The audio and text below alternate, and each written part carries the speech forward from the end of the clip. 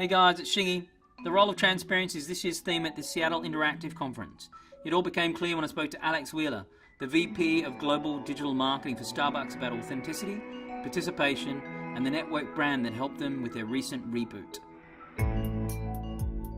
Alex Wheeler, thanks for spending some time with me. You're at the Seattle Interactive Conference. What is it that you're really focused on today? And why would you come to something like this? This is my hometown. I grew up in Seattle and went to school here, and I happened to work for one of the greatest hometown brands, Starbucks. So my talk today was about the network brand and how we think about our strategy. And so for the networked brand, it really means how do we use digital and physical and really connect those into meaningful experiences, but also how do we use all of our digital assets in a really unique and differentiated way and ultimately drive the business through digital. So give me an example of the network brand. I know you coined that phrase, but Yes. what does that mean what does that mean when the rubber hits the road? Yeah. Is it a physical and a digital connection? The earliest one, the first real networked brand experience would be all the way back in 2008, the first online community that we launched called My Starbucks Idea.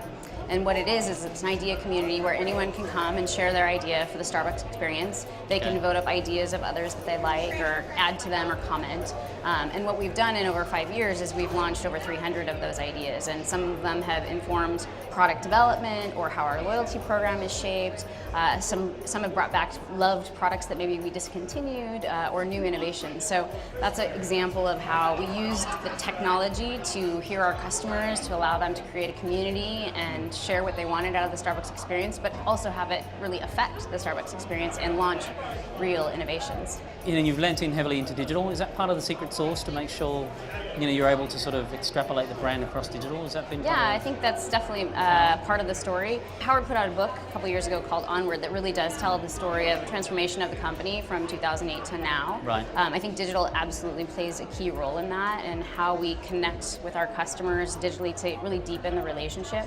But I'm always honest to say Starbucks is a special brand in that it was built, with the Pike Place store just down the street, and one relationship, one barista at a time. And what digital allows us to do is really deepen those relationships with our customers. Digital's a big part of it, but there are so many other facets to how we help turn the company around and really, mature the operations to the point that they are today, and really think about products the right way and how we engage customers. But digital has its role for sure. One of my favorite things is when we find stories to tell around people who have great Starbucks experiences. I shared one earlier at my talk today about Dan's coffee run, and this is just a lovely man who used to share coffee as Starbucks used to bring it to his father in the cancer treatment center. And once his father passed, he started to bring coffee for everybody in that treatment center, and when his father passed on, he kept doing that. And it was very special to that community, what he was doing.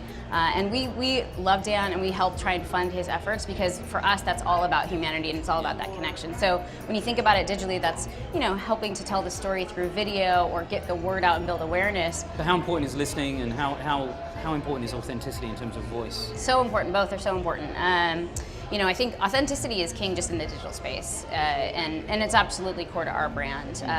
But listening tools and really understanding what's being talked about at a brand level, at a product level, I think is one of the most important tools we have, both because it can help you manage your brand from a reputation standpoint, really understand what's important and who are key influencers and how do you want to navigate that in the right way.